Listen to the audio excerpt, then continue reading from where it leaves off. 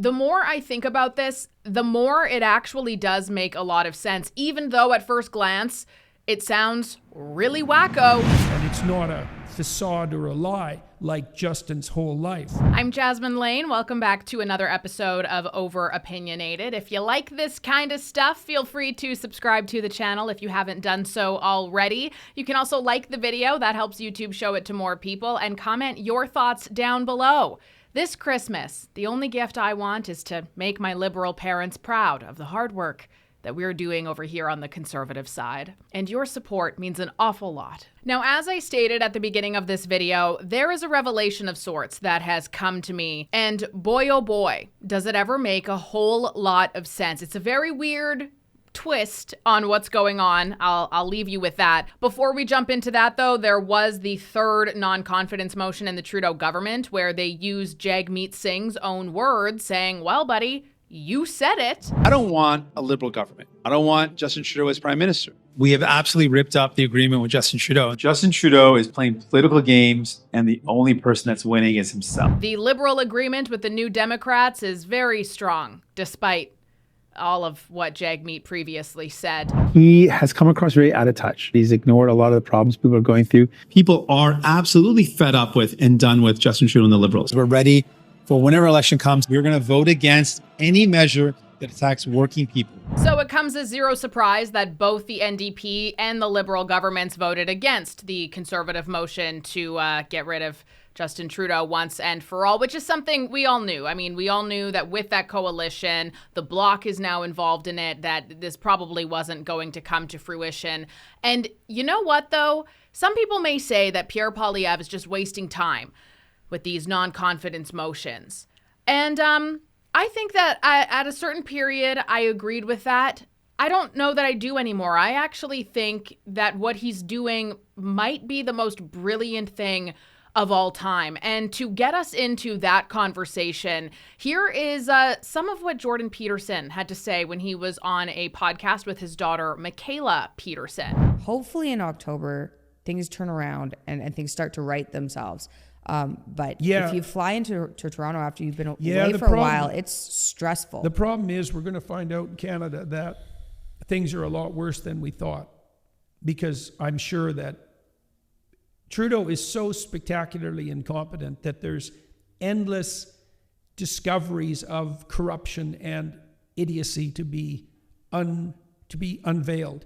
And I'm afraid for Pierre Poilievre that he's going to be left with a terrible mess and will immediately be blamed by the remnants of the legacy media, which he'll also help dispense with, because I think the Canadian Broadcasting Corporation is on the chopping block, which it richly deserves.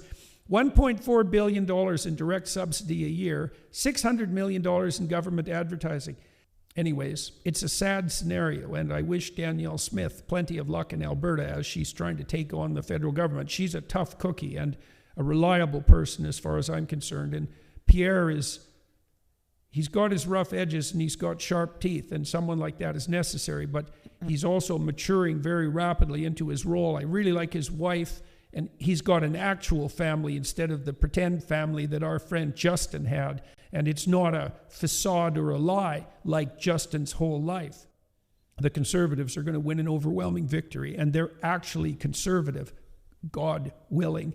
And so, which means in American terms that they're basically classic liberals, by the way, because Canadian Conservatives are centrists by by the standards of any other country. Which makes it all the more funny that if you admit to being a conservative, the first thing people do is call you an ist and a phobe and say you're a right-wing conspiracy theorist, you're funded by Russia, oh, so you are friends with Hitler, hey? Like, just the most lunacy sorts of things, when in reality, the Conservative Party in Canada is absolutely just very common sense. It's not hateful at all. It's just very normal. That's what it is. It's normal. It's a painful thing to watch the country degenerate into fractious poverty as a consequence of nothing other than immaturity, which is like the hallmark of Trudeau. He's so immature. And I swear, this is not a personal slur. Trudeau is somewhere between 13 and 15. And that's not good when you're 50. You know, he was at a Taylor Swift concert the other day, non-ironically handing out friendship bracelets while Montreal burned. It's not acceptable. He's going to get his comeuppance, but I'm afraid as a wounded narcissist that he's going to do plenty of damage. You know, the country doesn't deserve a leader as spectacular as he is, and he's certainly going to show that to everyone in this last year of his rule, because he'll take his revenge. He will take his revenge. He's going to do that with Bill C-63, which is the most totalitarian bill I've ever seen. You think they'll actually pass that? It's through first reading. Yes. Oh my gosh. I think they'll pass it. So it's very important to note that this episode actually came out a few days, and I'm sure it was recorded months beforehand, before there was a big announcement on December 4th that Bill C-63 was actually officially split into different parts. It's one of my largest frustrations, especially when it comes to bills drafted by the NDP and Liberal parties. Wow.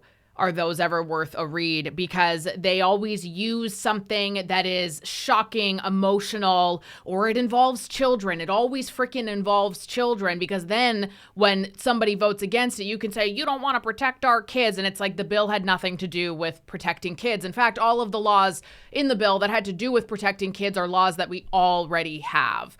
But they always do that, where they will word something in such a shocking, egregious way at the beginning and then also at the end of the bill. And there's so many people who just don't do any research at all. And when I talk about some of these things online, especially TikTok, what a cesspool that is. People will always say, oh, well, how can you support the Conservatives because you're a woman and they want to take away your right to abortion? And I'm like, no, they don't.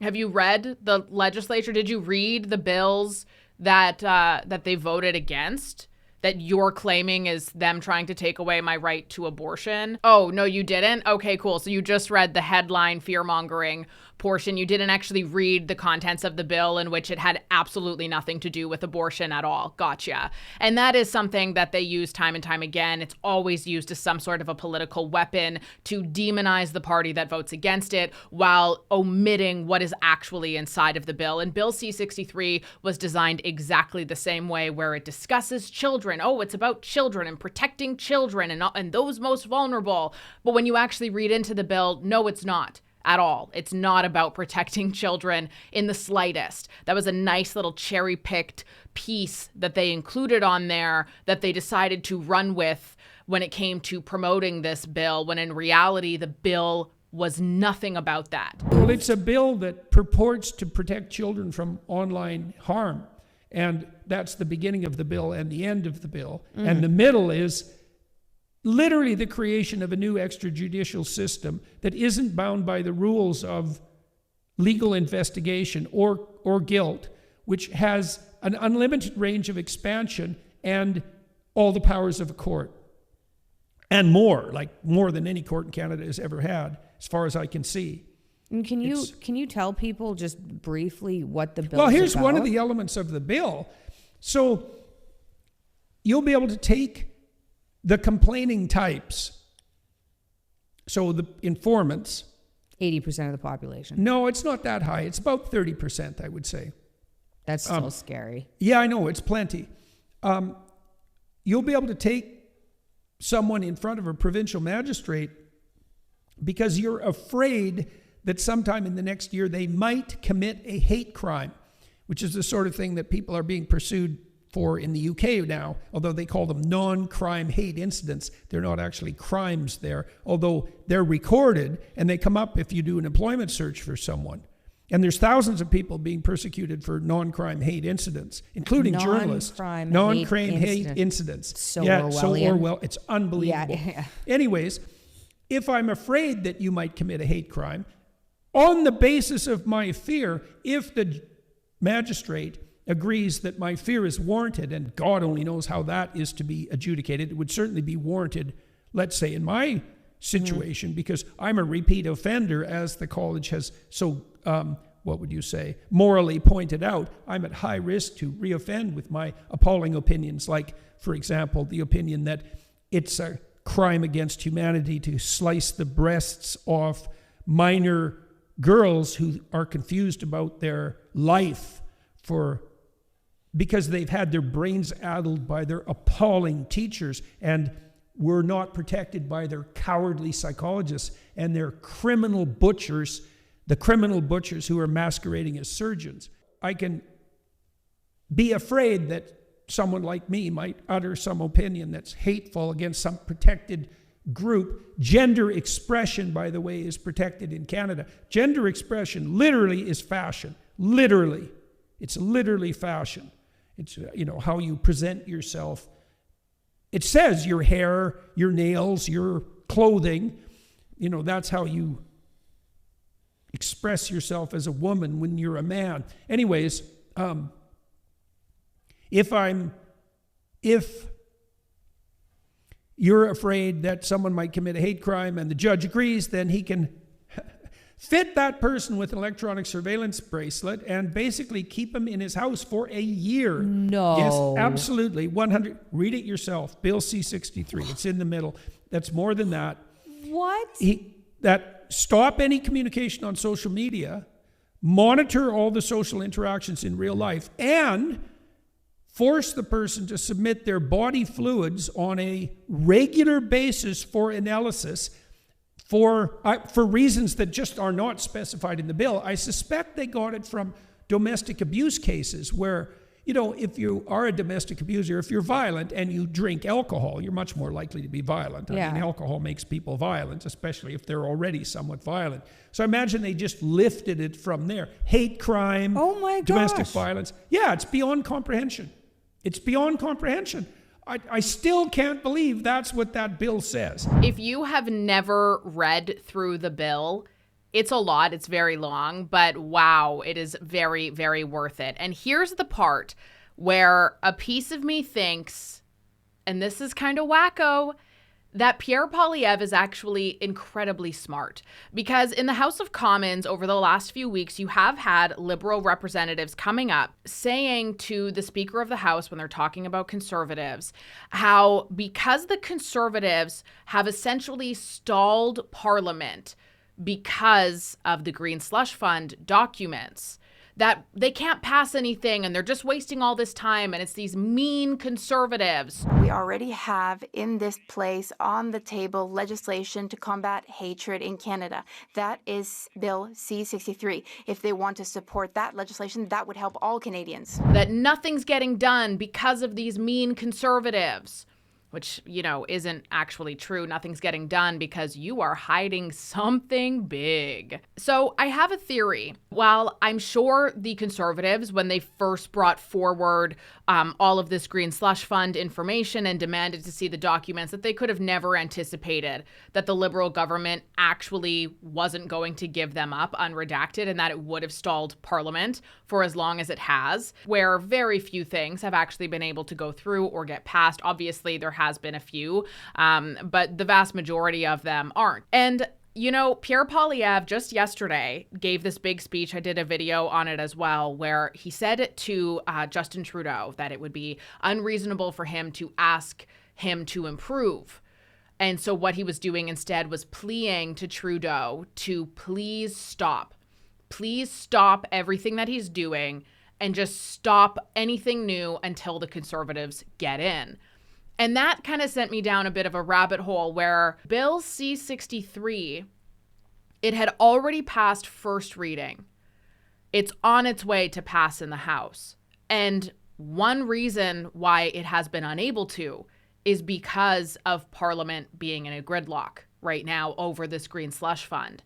And while many people might say, oh, the Conservatives are really wasting their time, they should just be done with this already, who cares? Like, what are we paying them for to sit around in the House and essentially talk about nothing because nothing new can be introduced right now? Could it be because they don't want to see things like Bill C-63 getting passed? Because with the coalitions that the Liberal government has, it would get passed. I don't know if that's perhaps too much speculation on my end of things, but the fact that Parliament has been stalled in the way that it has, when it comes to some of the bills that they were hoping to pass, especially like before the new year, it's been really good for Canada that they haven't been able to. And you have to wonder if the Conservatives are doing that on purpose because they know how damaging these bills are and how difficult they are to reverse once they are passed. I'm Jasmine Lane. This is Over Opinionated. Like the video, subscribe, all that jazz, and I will talk to you tomorrow.